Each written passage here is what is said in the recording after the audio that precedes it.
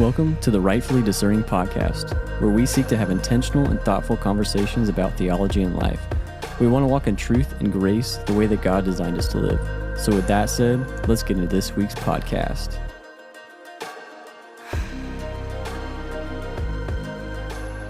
What a bummer. I am recording now, though. I'll give your butt the summary. That's not as funny. It's not as funny as the first time. It's funnier now because now it's on the recording. Sure. I know you're going to cut all this out, but whatever. Go ahead. Maybe. Maybe I will. Maybe I won't. Who can say? Me. You'll be too embarrassed and like, oh, I couldn't. Woo-hoo. Like the Pillsbury Doughboy. When did I become the Pillsbury Doughboy? I don't know, but do you feel chubby and kind of albino? I already am albino. No, you're not. Pretty white and pasty. You're just a little white, but you're not chubby. You're tall and skinny. Pretty. Like the Pillsbury toothpick boy. Very thin. Help me! Reminds me of Forky from the last Toy Story movie. Complete derp. It was just like tall, skinny, white. Jeez. Poor dude. Didn't ask for this. Well, you're not fat. Thanks. Anyway. Well, we finished The Magician's Nephew. They were there for that. So now we're on The Chronicles of Narnia. Book 2. The Lion, the Witch, and the Wardrobe. Now a major motion picture. Thanks. That's what we needed. That's what we needed. Thus far, it's actually been really consistent with the movie. But it has. Been about halfway. I feel like we're more than halfway. A little bit. But a lot of the beginning chapters are kind of set up for what's going to happen. So they spend a lot of time not actually in Narnia. And again, just going to go ahead and throw out all the spoilers. If anybody wants to read these without knowing what's going to happen, you should probably stop now before you go any further. Anyway, but they spend a lot of time at the magician's house. Or, sorry, not the magician. I'm sorry. Professor's house. Professor's house, because those guys are gone. The magician? Yeah, he's probably long dead. Well, not only him, but Diggory and Polly. They're somewhere else. No, I think that is Diggory. Oh, it is? I think so. Because remember, it says that he had the wardrobe. Well, I know that, but it doesn't mean he stayed there. I thought they were traveling the world. Oh, that's what it said. Well, he became an accomplished scholar and world traveler. And so this guy's a professor. So, I don't know. It hasn't confirmed one way or the other if the professor is Diggory. It didn't. But considering that he seems to believe Lucy about the forest in the wardrobe, kind of leads you to suspect that maybe it is Diggory. Sure. What? I didn't think so. Oh, okay. Anyway, prior to this, the main takeaway is Edmund's the worst. Yeah, truly he's awful. Pretty much Judas. Yeah, such a jerk. It does kind of give you a little bit of an insight, though, into human nature. We tend to justify and then increase our own wickedness. And so in the case with Lucy, it started off with just him teasing her, right? And making fun of her, calling her loony and crazy, all these things. So whenever he does see Narnia and he comes back, and instead of owning up to it, well, first of all, he had the whole experience with a witch, which further, Those Turkish delights are magical? Well, they are magical. Magically delicious. They are something. Yeah, the other word. Continue. Addictive. Nope. Scrumptious. Nope. Oh, well, we'll try later. If you think of it, just shout it out. But after all of that, which also I think is part of his motivation, he just doesn't want to admit that Lucy was right, even though he knows that she is. And so instead, he just, again, doubles down and acts like she's crazy. And then Peter, for, or I guess rather to his credit, He's actually a better character in the books than he is in the movies. Because whenever Edmund does that, yes, he doesn't believe Lucy, but he gets after Edmund for it. He's like, why would you do that? Because Lucy said we were playing, and Edmund's like, yeah, you're right. We were just playing. We were just pretending. It wasn't really there. She just can't distinguish reality from fantasy. So he gets after him, and Peter's like, you've spent days mocking her for this, and now you're going to play fantasy with her about this thing that you've been mercilessly taunting her about, and then call her crazy again in front of everyone? That's messed up, dude. Like, even if you don't believe her, that's still messed up that you did that. And so Edmund grows to hate Peter more and more just because he points out his own wickedness. And that continues throughout the rest of the chapters. As he's like the self-perpetuating cycle. He does something terrible. It's recognized as terrible, which makes him hate the other people more, so he does more terrible things and just spirals. Mm-hmm. Hardening his heart. Mm-hmm. Yeah, very much so. Mm-hmm. I think it was important, not necessarily in a theological analysis, but it was very important to know when they talked to the professor, when it was Susan and Peter, and he asked, who do you usually trust more when they tell you something? And they both said Lucy, who's the younger one. Like, well, that's embarrassing. Yeah. So. Which, I mean, and then his argument from that point is really straightforward. He's like, either she's crazy, mm-hmm. or someone you've known her entire life to be completely truthful with you has suddenly become a raging liar, or it's true. Which is a lot like liar, lunatic, or... with Jesus? Yeah, with Jesus. That's what it reminded me of. Like liar, lunatic, savior, something like that. Lord. Because there's the 3 L's. Yeah, Lord, lunatic, liar. Yeah. So he's eiteither Lord, like he says he is, he's crazy, or he's lying. Yeah. I thought that was a cool kind of picture. Mm-hmm. Because I think he actually, I don't know if it was C.S. Lewis who came up with that. I have no idea. It sounds like he did, but I don't know. Either way, it's in there. Yeah. And that's, again, another thing to Lucy's favor is, like, they were playing a game. And that's actually one of the points that the professor points out. Like, she's never been anything but truthful with you before. And if she were pretending, why would she come out, like, a split second after you had left the room and pretend like it had been hours? If she were trying to actually fabricate a believable lie, then she would have tried to evade your notice for hours upon hours to try to make her story believable, but she didn't. It's kind of like the whole like women discovering Jesus at the tomb situation, right?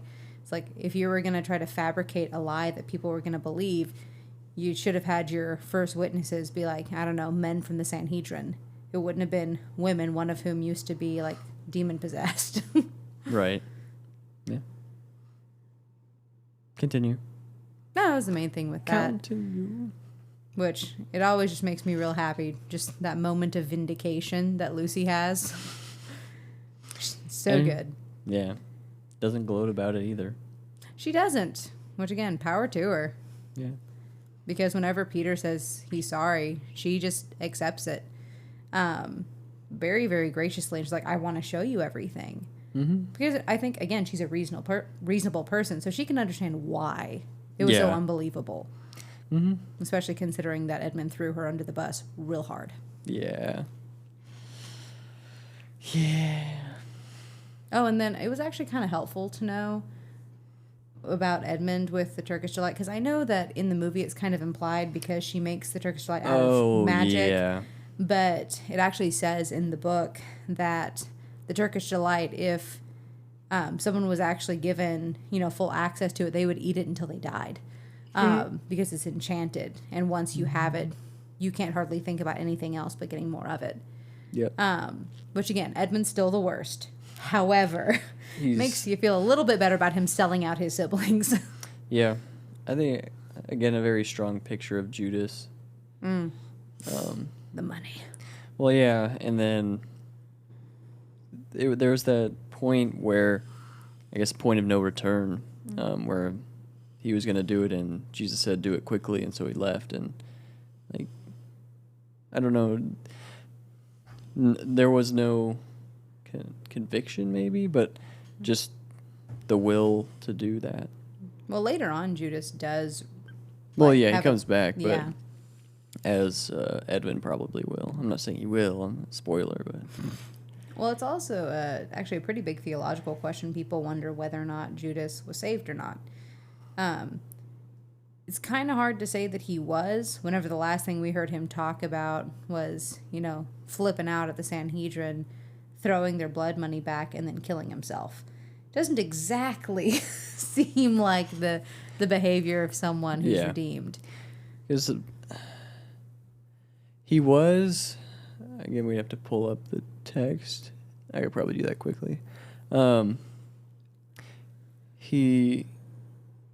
Judas states that he has killed someone innocent.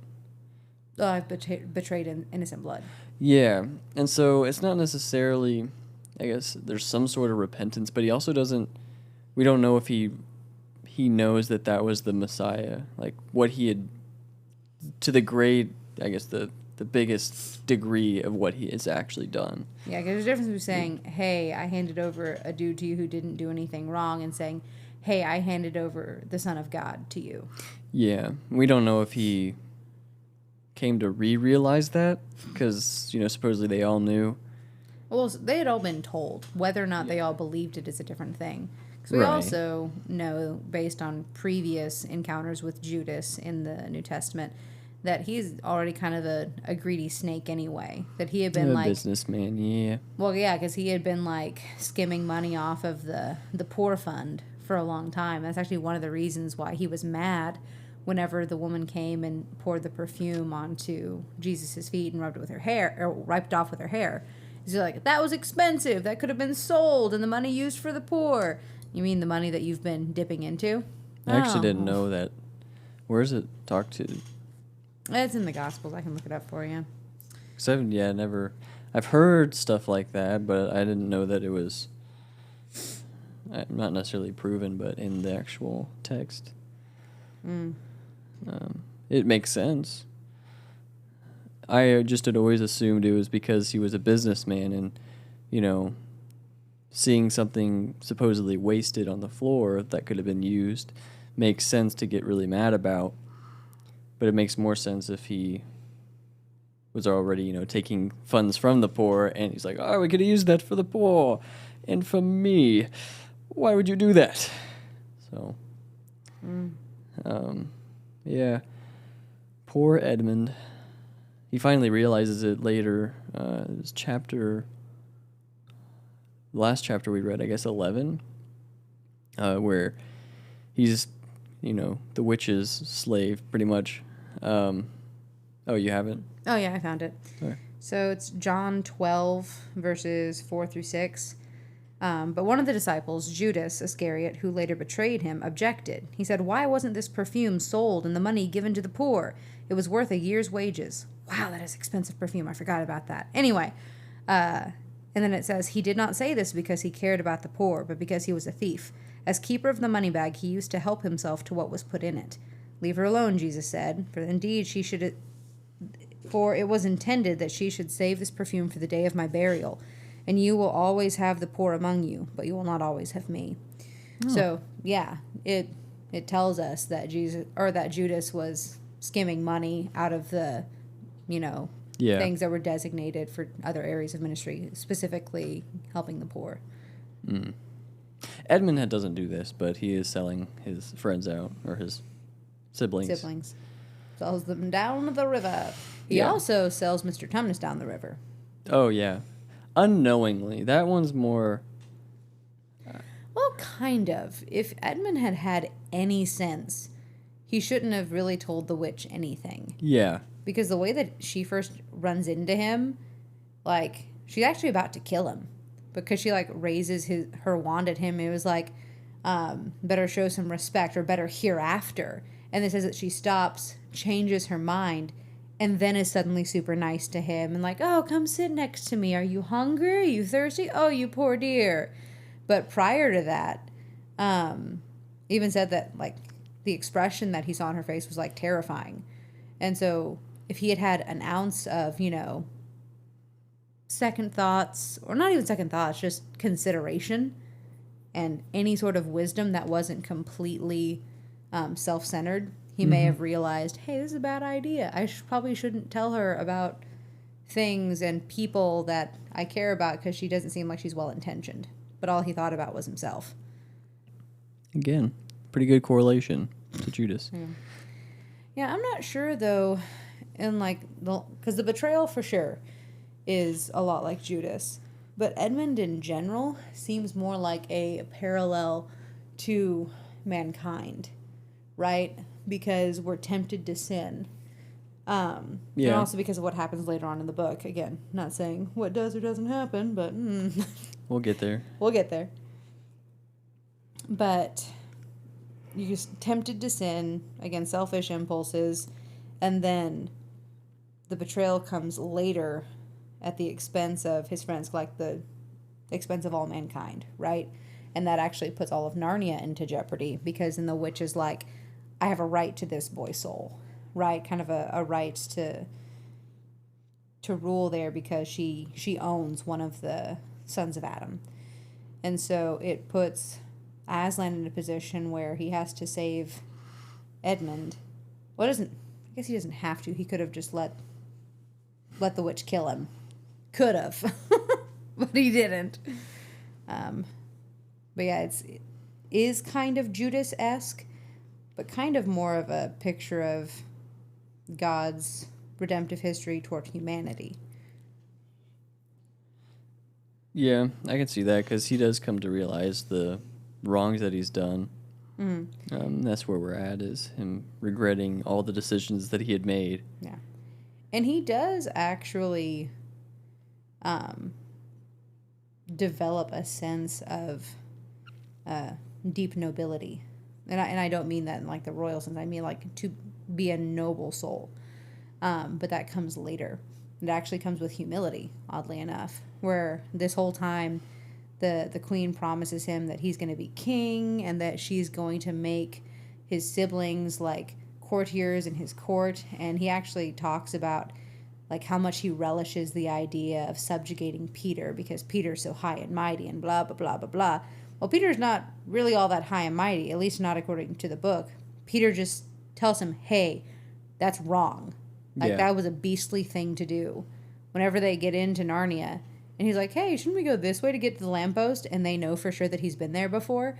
Peter calls him out for it as his older brother, and he hates him for it. Edmund hates Peter for it. Yeah. Yep. Which, I mean, is that not the case of all sin ever? Never feels good to have your sin pointed out. Nope.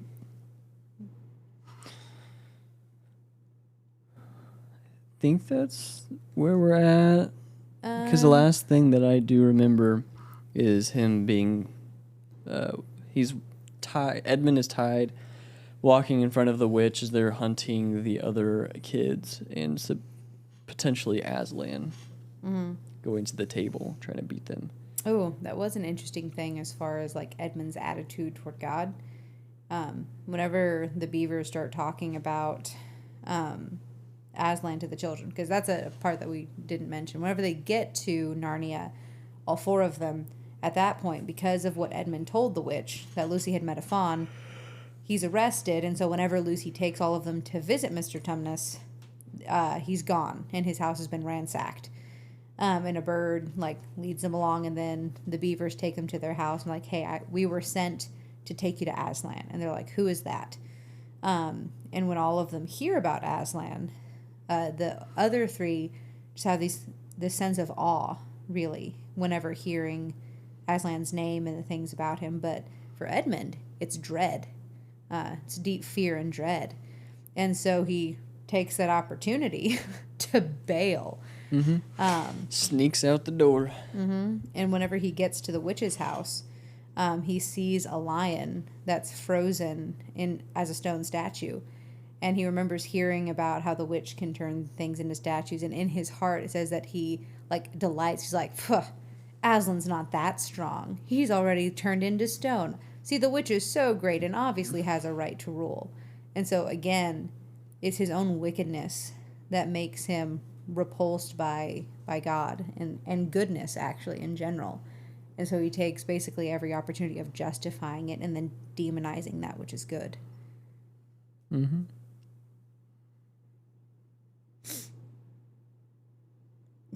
You're just shaking your head. Yeah. That's mainly it. They meet Santa Claus because it's been winter, but Christmas doesn't come, and that's part of it. Spring is coming, Christmas comes. So that's how they get all their cool weapons. Mm-hmm. That was an interesting thing, too, is how Santa gives Lucy, well, both of the girls, but gives Lucy a dagger and then also like a tincture to heal people. And then for Susan, he gives her a bow that can't hardly miss, and then also a horn to call for help. And so I think it's just an interesting view of kind of the nature of women in a fallen world, because Santa Claus even tells them, don't use it unless you have to. I'm like, well, why? I would hope I'd be brave enough. I'm like, I have no doubt of your bravery, but wars are ugly when women fight. And I know that a lot of people probably kind of bristle against that in our super feminist society, but it's true. Like, anyone who has seen what happens in wars where women are involved, it is not good. Terrible things happen to women in war.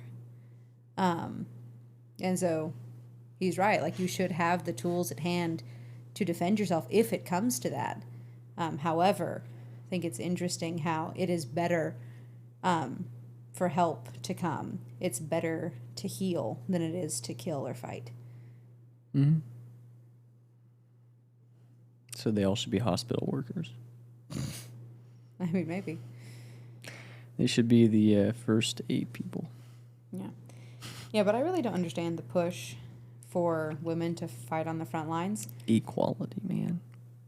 Yeah, there's equality, and then there's, Stupidity, yeah. Because, again, I'm not a weakling, but just me personally. But I do know between me and the average man, they're going to be stronger than me. And that is true on the average and the extremities.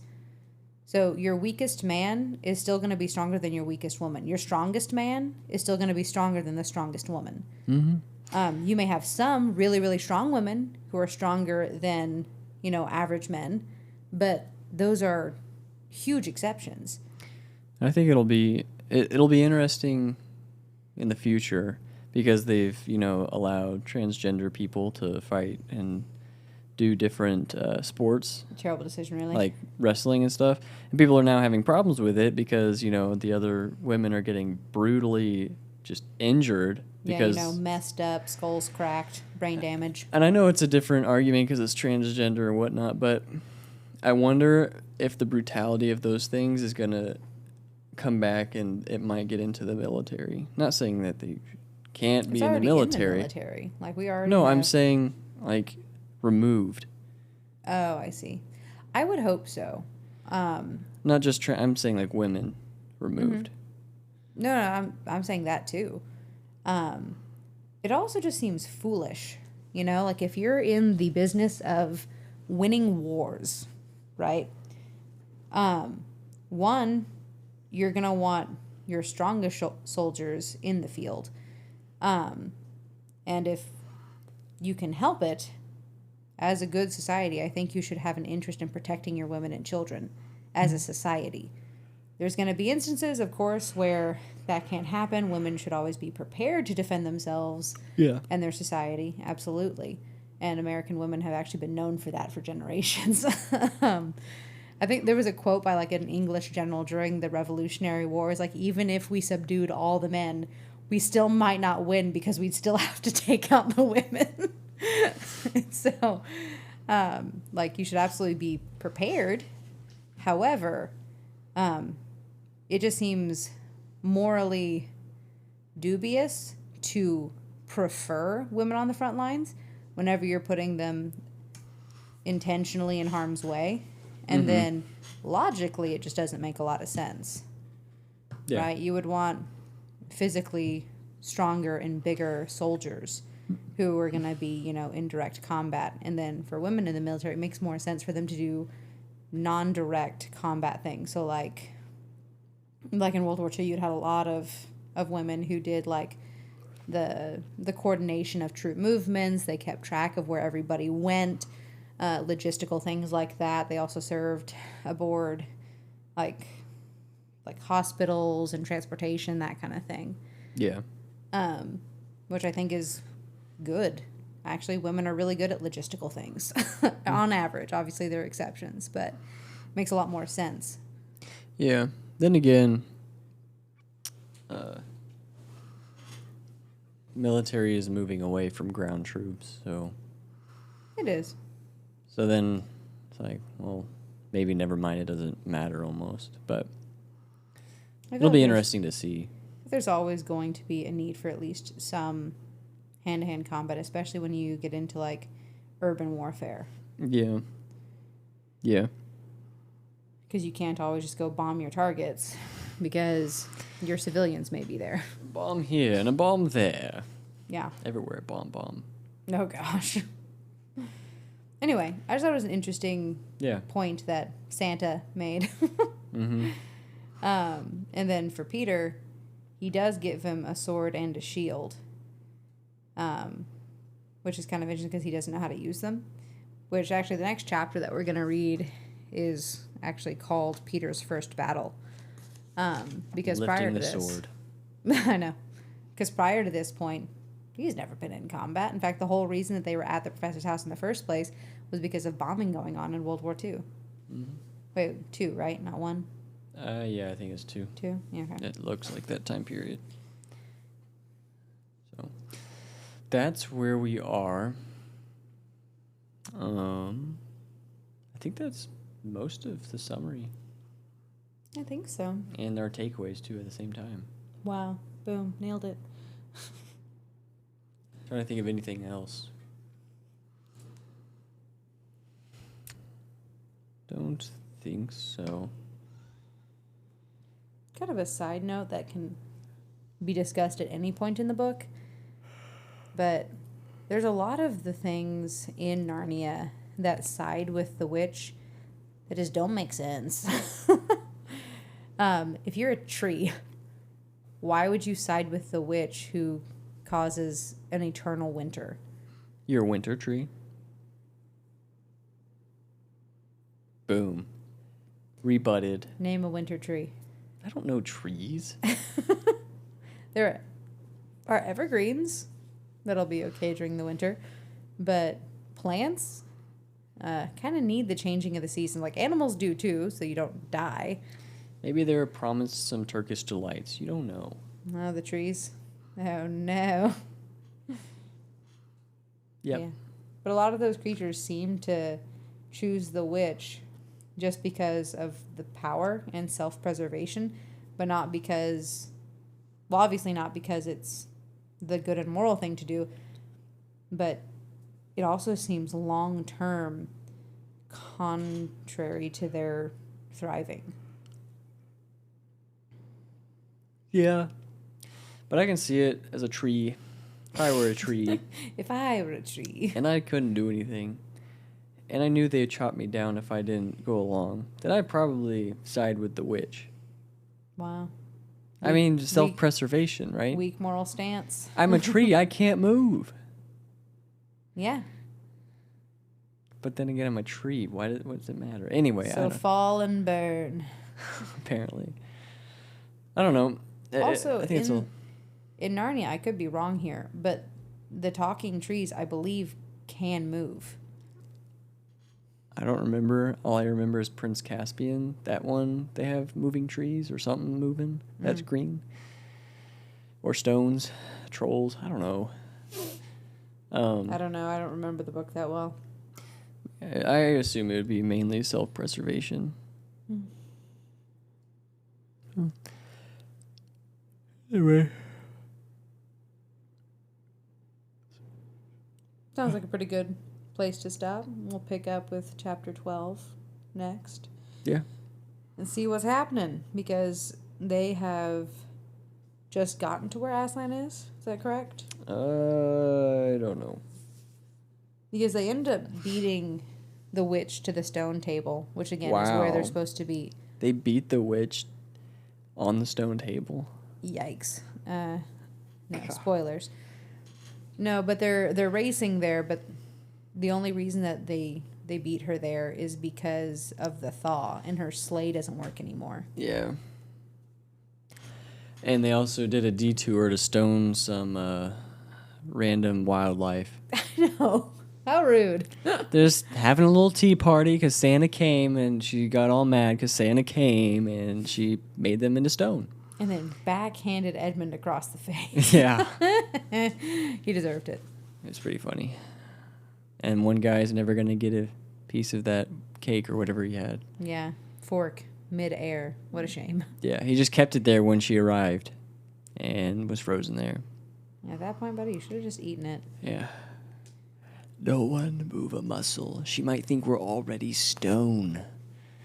No such luck. Nope. Catch you on the flip side.